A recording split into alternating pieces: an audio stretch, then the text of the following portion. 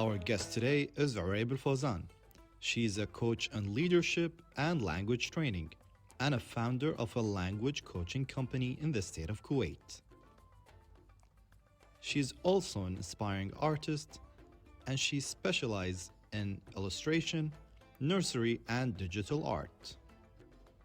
An illustration is a decoration, interpretation, or visual explanation of a text, concept, or process designed for integration in print and digital published media, such as posters, flyers, magazines, books, teaching materials, animations, video games, and films. Digital illustrations are often used to make websites and apps more user-friendly, such as the use of emojis to accompany digital type. Digital art can either be understood as any artistic work or practice that uses digital technology as part of the creative or presentation process. In the art world, illustration has at times been considered of less importance than graphic design and fine art. Today, however, due in part to the growth of graphic novel and video game industries, as well as increased use of illustrations in magazines and other publications, illustration is now becoming a valued art form, capable of engaging a global market. Original illustration art has been known to attract high prices at auctions.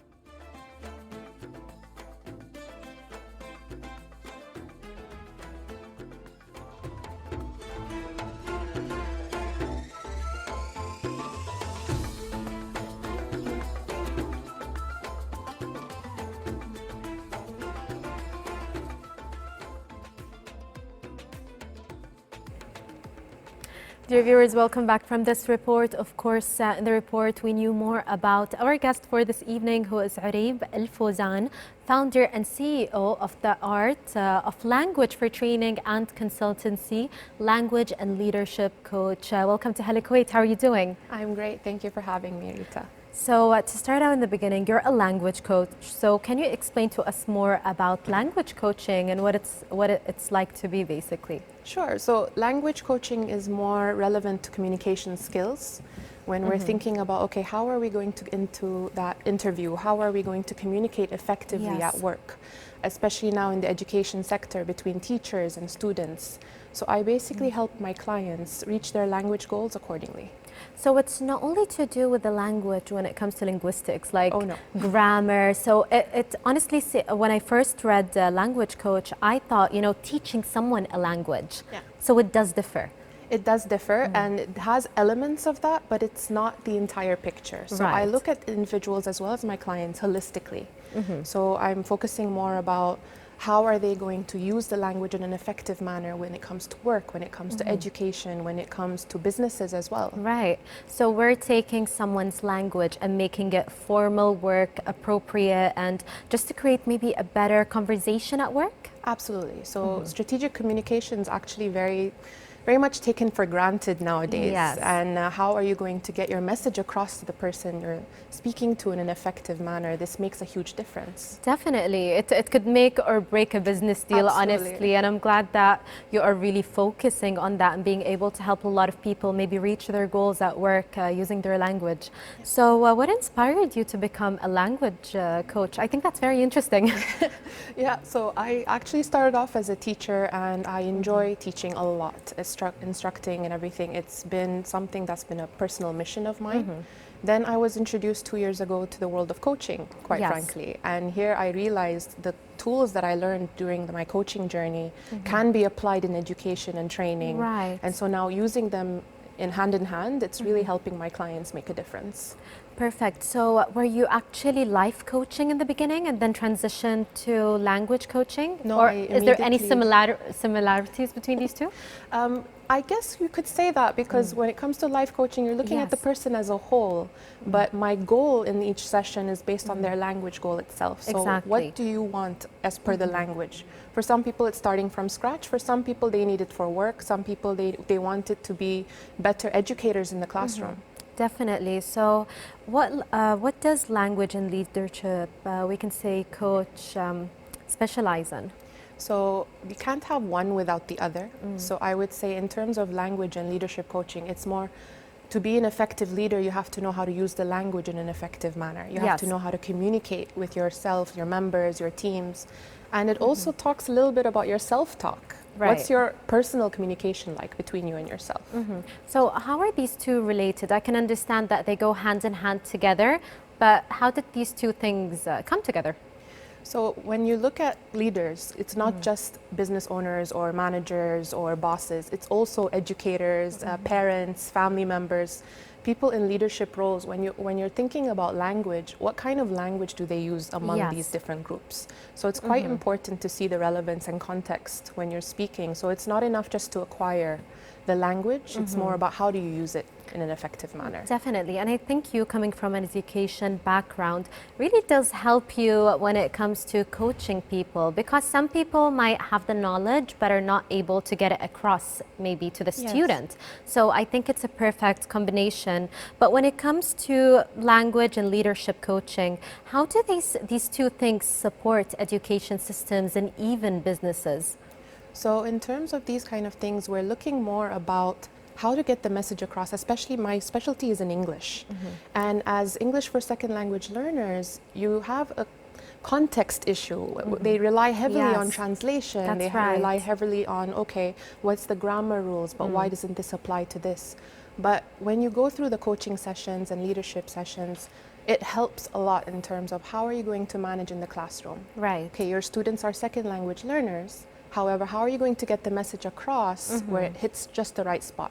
In Exactly. meetings as well, presentation skills, public speaking skills, they all go hand in hand. And what we've discovered throughout this journey is most of the challenges people are facing with languages is a mindset challenge or psychologically based. It's about reboosting their self-esteem, their Yes. confidence in learning the language and using it as well.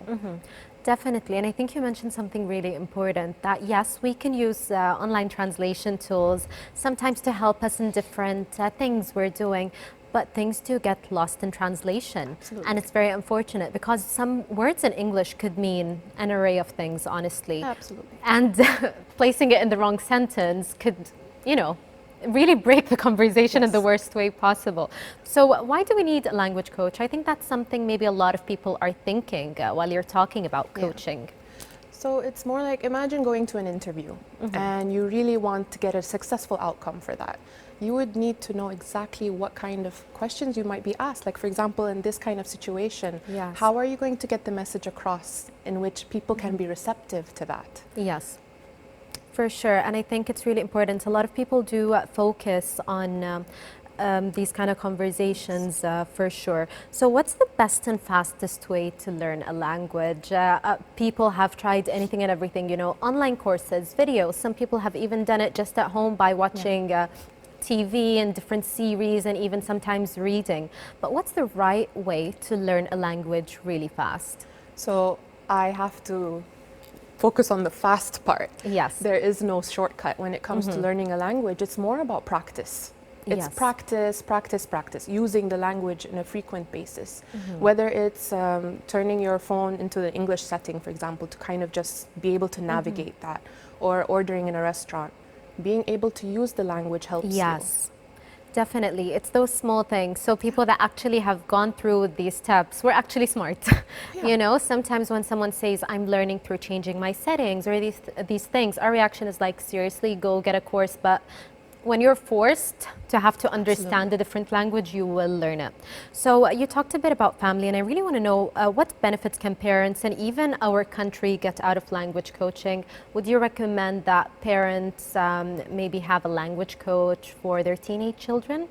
Well, yeah, I actually do have a lot of clients in the teenage age, especially in high school and middle school.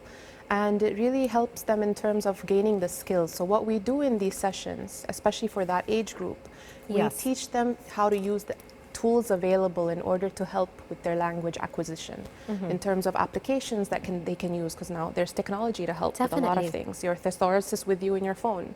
So how can you use all these tools to better improve your skills? So I think that's really great that parents are actually focusing on that, because back in the day, we really didn't have that kind of option. No. We will learn the language in school and that's about it. We didn't Yeah. have the internet. So now people have a lot of options and a lot of help by professionals like you. So what's your advice to people that are actually struggling with learning a language? They've tried everything. They've gone to classes, they've watched series, they've read books. What's their plan? So my advice, honestly, to everyone is try your best not to let it get to you when people make fun of you for throwing out the wrong word, or if you mispronounce something, or Yes. you use something in the wrong context, you're still learning. Exactly. So learning is a lifelong process, and I sincerely try to benefit my clients by teaching them that it's okay to get it wrong sometimes, but don't stop.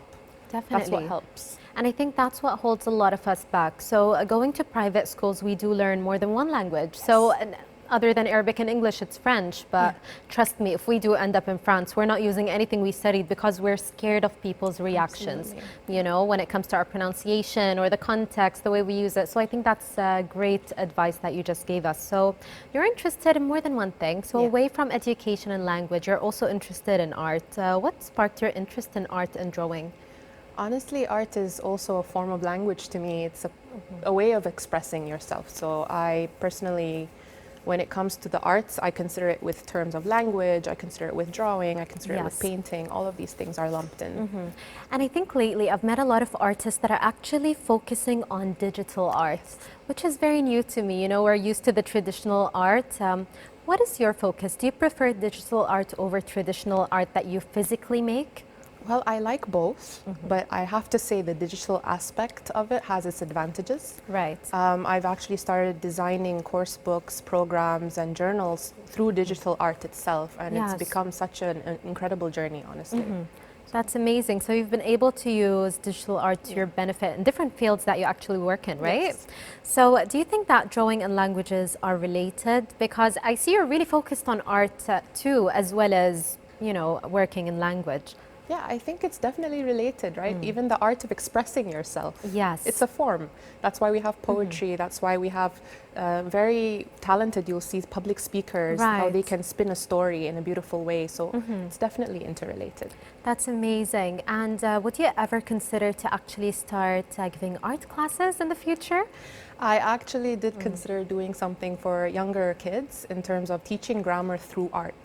That's really Because nice. kids nowadays are more hands-on. So if you kind of get them to relate to what they're learning through that medium, I think that there can be a huge benefit there. Definitely. I think in school, the most times that we actually learn something and still Yes. remember it when there was an interaction with the thing. It wasn't just written on a board and we had to learn it and leave, So some things do stick with kids. Absolutely. And also, people have different learning styles. Yes. You can't just do one medium and expect it to get across the board to everyone. Definitely. So there's, audio, visual, kinesthetic learners. So they have to have their hands on into something. For sure. Especially younger kids. I think that's really important, being able to express ourselves, if it was through language or art, is something that's really important. So when it comes to expressing ourselves and maybe needing a language coach, by what age do you think that, someone should start with language coaching? I would say when they start in late middle school, early high school, that would Yes. be the probably best time, simply because here they're starting to get a role of, okay, school is starting to weigh a little bit more, Yes. but I want them to understand that there's more importance than just your grades and just certain things. There's also Yes. how are you going to go through life? How are you going to deal with life after school? Right. Your university, your work, your job. How do you want to present yourself to the world? So that's the whole point of it. I definitely agree with you, because I think school is a safe space for us. For the next few years, we know we're going to be in the same place. But as soon as that's over, you're out in the world.